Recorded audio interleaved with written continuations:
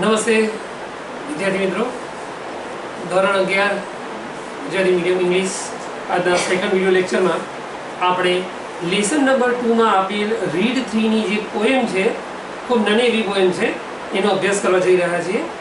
એના પોએટનું નામ છે રુડયાર્ડ કિપલિંગ. પોએમનું ટાઇટલ છે the secret of the machines, એટલે કે મશીનો, યંત્રોનું રહસ્ય. આ પૂરા લેસનની અંદર આપણે જોયું કે સૌથી પહેલાં આપણે નવી ટેકનોલોજી વિશે ભણ્યા, ઓટોફેબ ટેકનોલોજી. ત્યાર પછી બીજા પાઠમાં આપણે પ્રણવ મિસ્ત્રીએ શોધેલ વિવિધ સાધનો, ઉપકરણો, એના વિશે અભ્યાસ કર્યો. અને હવે આપણે આ મશીનોનું રહસ્ય એ નામની એક પોએમ જોવાની છે. શું કહેવા માંગે છે કવિ, તો એ આપણે જોઈએ. અલગ અલગ આપણને સ્ટાન્ઝા આપેલી છે તેમાં. તો પહેલી 4 લાઈન હું વાંચીને તમને સમજાવું છું, એ ધ્યાન રાખો. આપણે 4 લાઈનોનો અભ્યાસ કરતા જઈએ છીએ. મશીનો જાણે કે પોતાની આત્મકથા પોતાના શબ્દોમાં લખી રહ્યા છે એવું આપણને સ્પષ્ટ ક્લિયર થાય છે આ કવિતા પરથી. We were taken from the ore bed and the mine. Ore bed એટલે કે ધાતુઓ જ્યાંથી મળે છે તે ખાણ, ઓરબેડ અથવા તો માઇન પણ એને કહી શકાય, જ્યાંથી ધાતુઓ અને ખનિજોને ખોદીને બહાર કાઢવામાં આવે છે. તો મશીનો કહે છે કે અમને અમારી જે કાચી સામગ્રી છે મશીન બનાવવા માટેની, એ શેમાંથી બહાર કાઢવામાં આવે છે? તો આ રીતે પથ્થર કે બીજી કોઈ ભૂમિ હોય એની અંદર ખાડા ખોદીને, ખાણો ખોદીને એમાંથી અમને બહાર કાઢવામાં આવે છે. We were melted in the furnace, furnace એટલે ભઠ્ઠી, ઇન ધ પીટ, અમને 2 જગ્યાએ મેલ્ટ એટલે પીગાળવામાં આવે છે. ઘન સ્વરૂપે મળે છે એટલા માટે, અથવા ઘણી વખત અર્ધઘન સ્વરૂપે મળે છે, પણ એને લિક્વિડ સ્વરૂપમાં પીગાળવામાં આવે છે. કઈ જગ્યાએ? તો ભઠ્ઠીઓમાં, કાં તો પીટ એટલે મોટો ખાડો જેવું બનાવીને એની અંદર. વી વેર કાસ્ટ એન્ડ રોટ, અમારા ઉપર વિવિધ પ્રકારનો આકાર પ્રદાન કરવામાં આવે છે.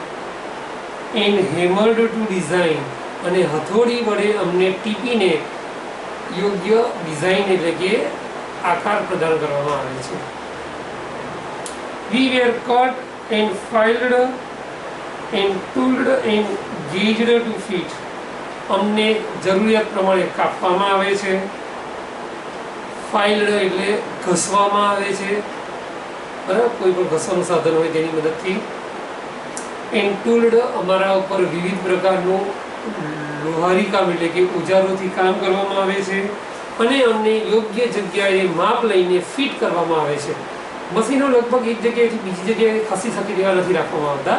મોટા ભાગના મશીનો તમે ફેક્ટરીમાં જુઓ તો ફિક્સ એક જગ્યાએ જ મૂકી દેવામાં આવે છે, કાયમની જગ્યાથી. તો અહીંયા મશીનો કહે છે કે અમને ફિટ એક જગ્યાએ કરી દેવામાં આવે છે. હવે પછીની 4 લાઈન આપણે સમજીએ. Some water, call and oil is all V ask. Machine કહે છે કે અમારે અમને ચલાવવા માટે શેની જરૂરિયાત પડે છે? તો પાણીની જરૂરિયાત પડે છે. કોલ એટલે કોલસાની જરૂરિયાત પડે છે. અને ઓઇલ એટલે કે અહીંયા પેલું મશીનોમાં ઊંજવા માટે જે ઊંજણ તેલ વપરાય છે ને એની વાત કરી છે, એ ઓઇલની અમારે જરૂર પડે છે. ઘણી વખત મશીનોના સ્પેર પાર્ટ બહુ એકદમ જેને કહેવાય કે ટાઈટ થઈ ગયા હોય, બીજા સાથે ઘસાતા હોય, એમાંથી અવાજ આવતો હોય, તો એને થોડું લૂઝ અને નરમ કરવા માટે આ રીતે ઊંજણ તેલ એટલે કે ઓઇલ નાખવામાં આવતું હોય છે. તો એની વાત કરી છે. And a thousand of an inch to give us play. અહીંયા પ્લેનો અર્થ રમવું નહીં, પણ અહીંયા પ્લેનો અર્થ ખસીને કાર્ય કરવું, હલનચલન કરીને કાર્ય કરવું. મશીનો કહે છે કે અમે સ્થિર રહીને કામ નથી કરી શકતા, અમારામાં હલનચલન થાય છે, જે પ્રકારનું અમારે કરવું પડે છે તે પ્રકારનું. એટલે એના માટે અમારે બહુ જગ્યા પણ નથી જોઈતી. જે માણસોને રમવા માટે પૂરેપૂરું ફિલ્ડ કે ખેતર કે મેદાન જોઈએ છે એવું મને જ જોઈતું. અમારે તો 1000 ભાગની, બરાબર છે, 1000 ઓફ ઇંચ એટલે 1 ઇંચ, અને ઇંચ કેટલું નાનું છે એનોય 1000 ભાગ, એટલે બહુ સૂક્ષ્મ ભાગની જરૂર પડે છે. પછી શું કહે છે?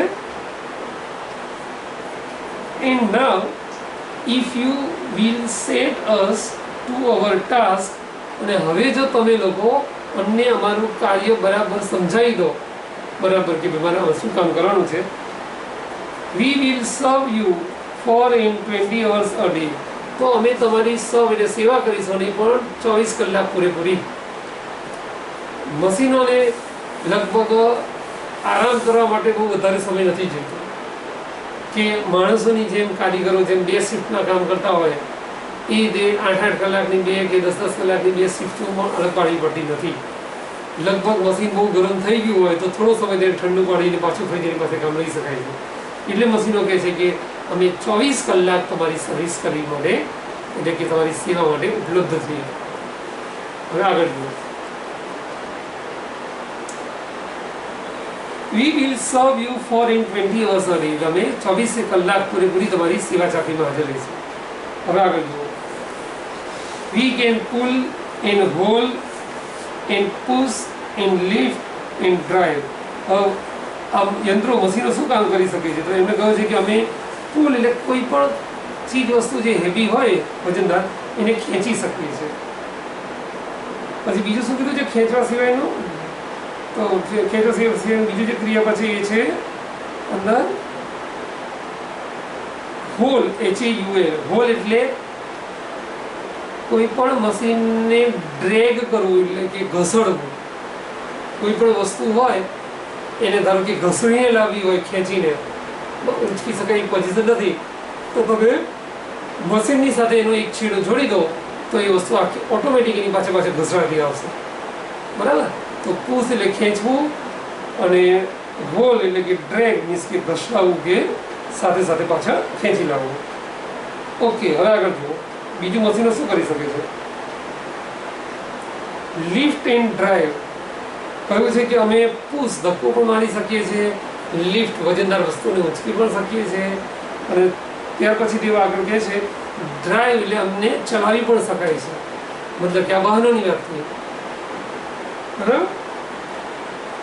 હવે આગળ જુઓ.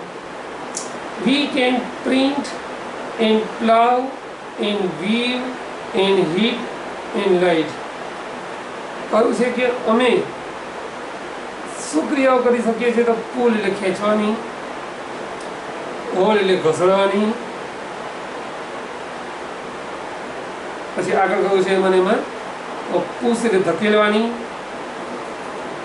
ત્યાર પછીનો શબ્દ છે પ્લાવ, ખેતર ખેડવા માટે જે ટ્રેક્ટર વપરાય છે તેની, વીવ એટલે વણાટકામ કરવા માટેના યંત્રની, જે સાડીઓને બધા વણકરો વણાટકામ માટે વાપરે છે એની, હીટ એટલે ગરમ કરવા માટે જે રૂમ હીટર કાં તો પાણી ગરમ કરવા માટે જે ગીઝર હોય છે તેની, લાઇટ એટલે પ્રકાશ આપવા માટે આપણે જોઈએ છીએ તે લાઇટો મોટી કે LED બલ્બ તેની. તો આટલી વસ્તુઓ અમે બધી કરી શકીએ છીએ આ મશીનો કહે છે. We can run and race and swim and fly and dive. એ સિવાય અમે શું કરી શકીએ છીએ? તો દોડી શકીએ છીએ. ત્યાર પછી આપણને કહ્યું છે દોડવા પછી રેસ એટલે દોડમાં આગળ નીકળી જવું, સ્પર્ધામાં આગળ લઈ જવું. તો હવે સ્પર્ધાને ધકેલી પણ છે.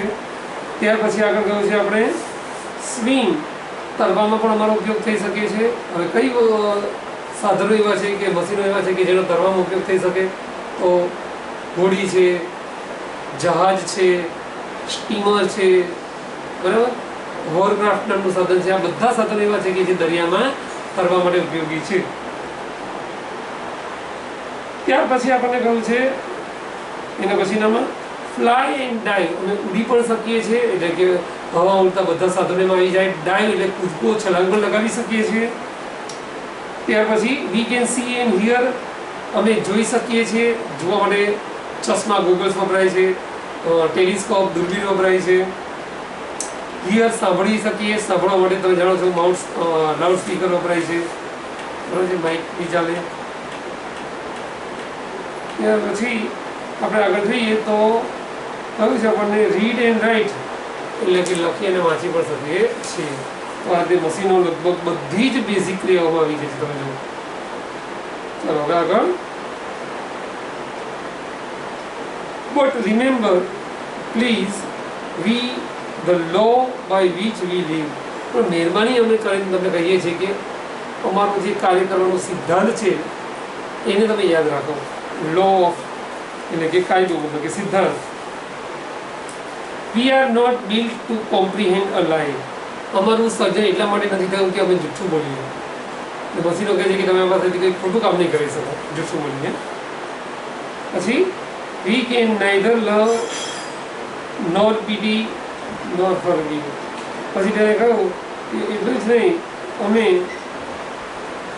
આવ્યા છીએ અને ખાસ કરીને અમે શું કામ કરીએ છીએ, તો અમે જૂઠ બોલવા માટે સર્જન નથી થયું. We can neither love nor pity, pity એટલે દયા કે સહાનુભૂતિ, નોર ફોરગીવ, અમને ન તો કોઈના પ્રત્યે સ્નેહભાવ છે, ન તો કોઈના પ્રત્યે અમને દયા ભાવના છે, ન તો અમે કોઈને ફોરગીવ એટલે માફ કરી શકીએ છીએ. If you make a slip in handling us you dye.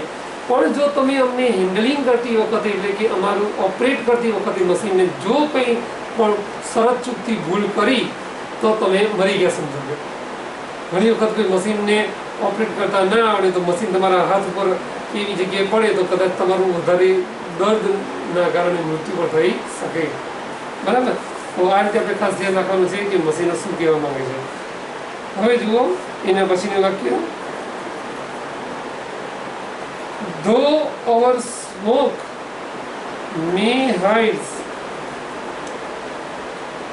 and wait. અને પછી આપણને કહ્યું છે કે શેમાં શેમાં આપણે એને વાપરી શકીશું.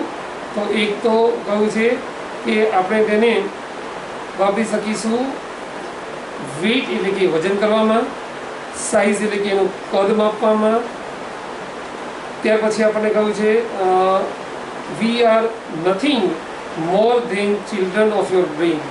અમે આટલી બધી ક્રિયાઓ કરીએ છીએ છતાંય અમે માનવ મન તમારા દિમાગના સંતાનો છીએ. કારણ કે અમારું નિર્માણ છે છેવટે થયું છે તમારા થકી જ.